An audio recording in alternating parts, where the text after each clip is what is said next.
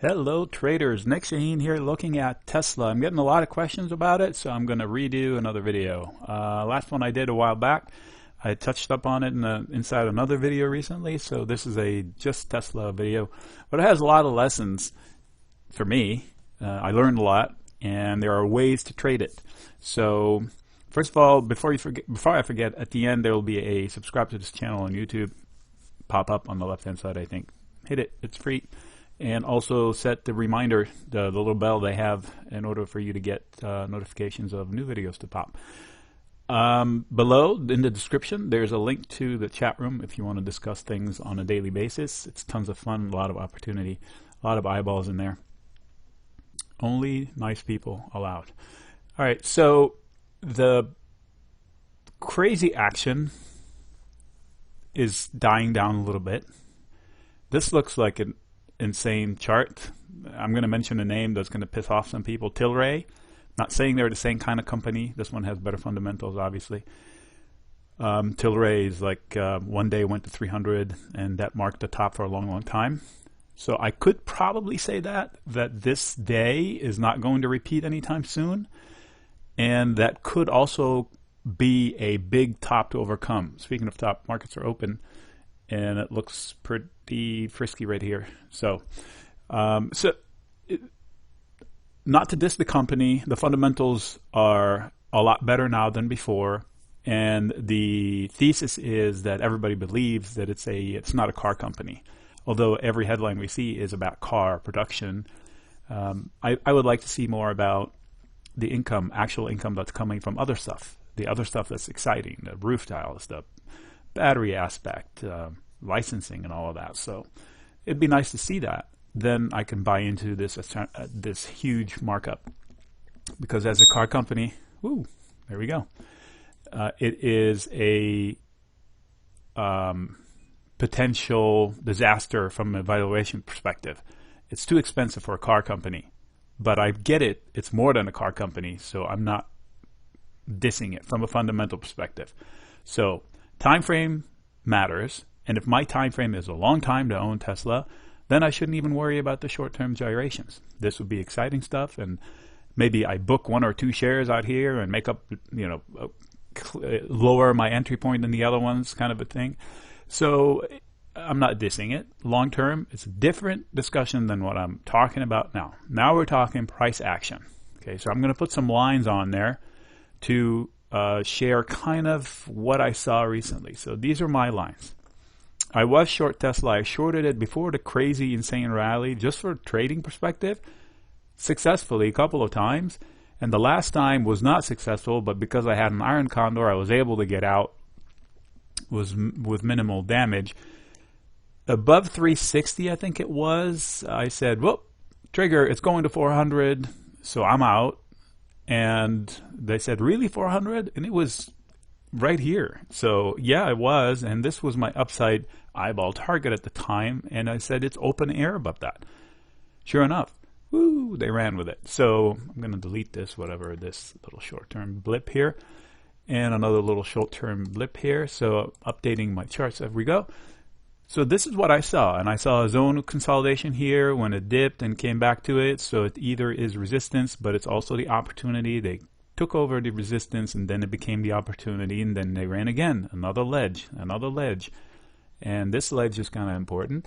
So to me, just eyeball, if I decide, okay, where do I panic, where do I not panic out? If I'm long Tesla, say from here, it can fall to here, and I still will be okay with it from a trading perspective, because this zone right here was a visual neckline. It was a definitive point where they fought over it, 592. Let's call it 600 for good round numbers. Then they took it out and never looked back. Here it is.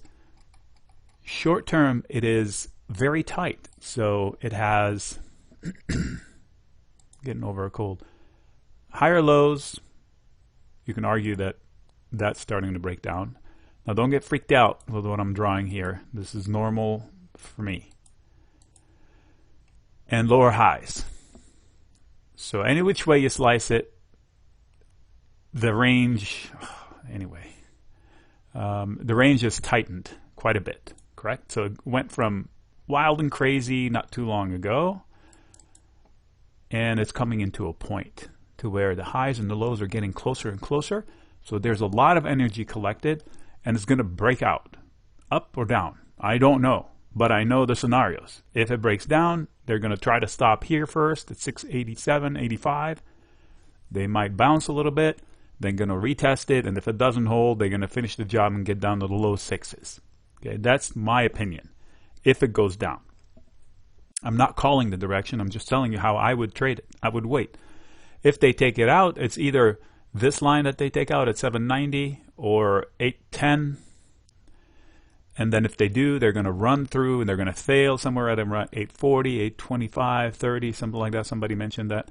And then they might fade a little bit to gather some momentum and try to add it again. And if they break through it again, they might go out there.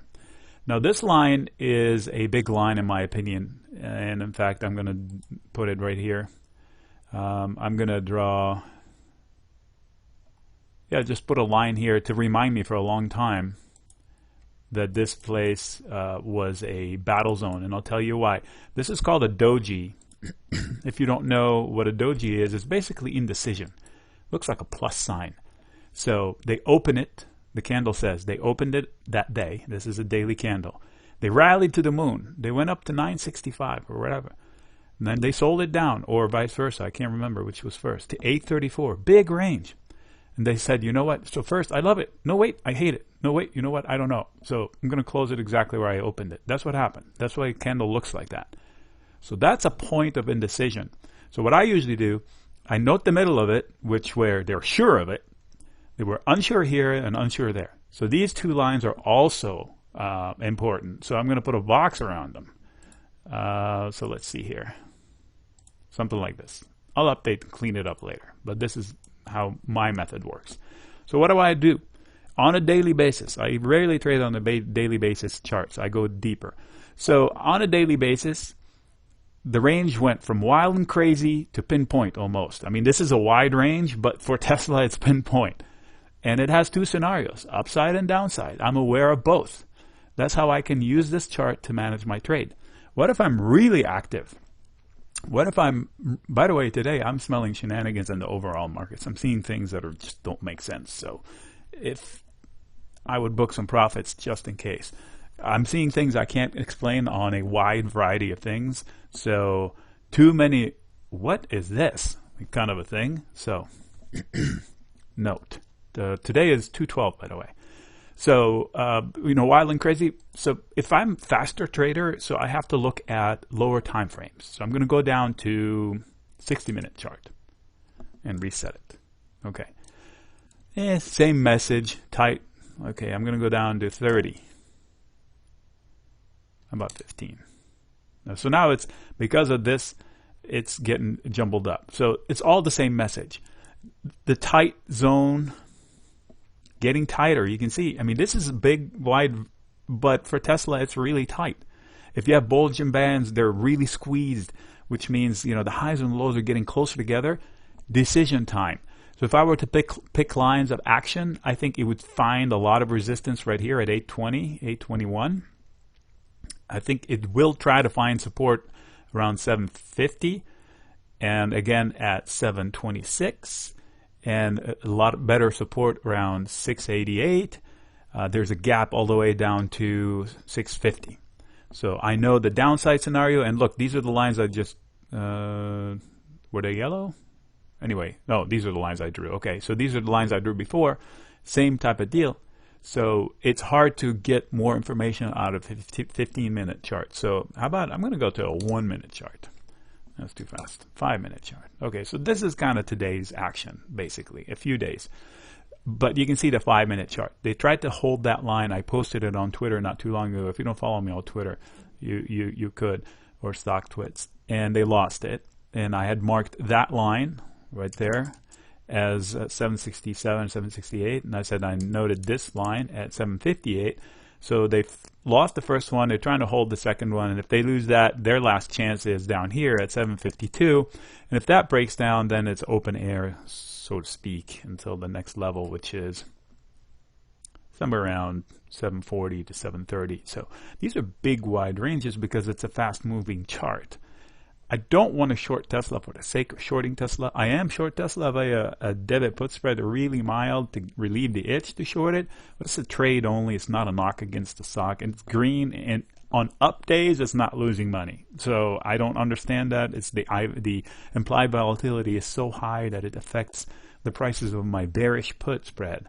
So I can't. Why would I get out of it? I don't have a reason to yet. So it is out in time, nothing major. So just my personal way of saying, okay, Tesla, you can do your thing and I don't have to get involved with it. So this is it. How I approach a stock. First, from a fundamental basis, easy to say, what's my thesis? Do I want to be long it, short it? From a technical basis, what's it look like now? Is it more likely against resistance for a long time? If so, I may want to put my shares to work. By the way, if I owned Tesla stock, I would be selling the crap out of the covered calls. The covered calls would have brought in stock value. Like you could have brought in $30 a contract with absolutely no risk other than selling your shares at a higher price just recently. So selling covered calls is a great way to put an asset to work. If you don't know what that's like, email me, message me. We can work on that. So the link is below as to get into the chat room. My email is everywhere on Twitter. And so you can message me through this app or reach out to me and we'll talk about it. But if I owned the shares, I would sell covered calls to reduce my cost basis in them. It's kind of like you create your own dividends. I remember Apple, before it's paid out dividends, everyone was saying, pay dividends, pay dividends. I was like, you can create your own dividends. Just sell calls in it. Covered calls. I don't sell naked short calls. That's like shorting a stock outright. And Tesla is pretty dangerous that way. So this is the outlook on Tesla, but this is the method for every stock. I start with a period of time, in this case daily. There's no need to go to a weekly because I know the story. This is insanity. Okay, so the only reason I would go for a weekly, if the market crashes, the whole market, Tesla will definitely fall, maybe even faster than the market because it's a momentum stock. It rises like this and it falls like this. Where do I expect it to find footing?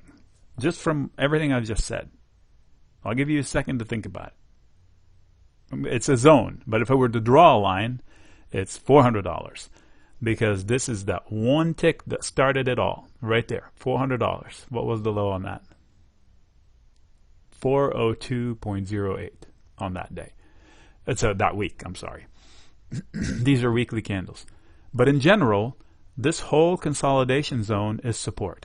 So a whole bunch of action happened here. That yellow line right there is the volume profile. This is where the volume was the heaviest for this period of time. Last 5 years, this is where most of the trading was done. So if it falls into it, the machines will be active and they'll be selling and buying it. That creates support. Congestion is the stock falling, free falling, and everybody starts buying and selling it. Boom, it hits a bottom. So if the market crashes, Tesla will find footing. So if I were selling naked puts, I want to hide down there out in time. So this will get me long Tesla at 400. I don't have any exposure until 400. And then even then I would have a buffer by as much as I collect money. Again, if you don't know what that means, that's one way of getting long a stock without any money out of pocket. Selling naked puts, which is pretty dangerous unless I want to own the stock. Not only do I want to own it, but I can own it. Otherwise, that creates another set of problems too. Anyway, long enough video.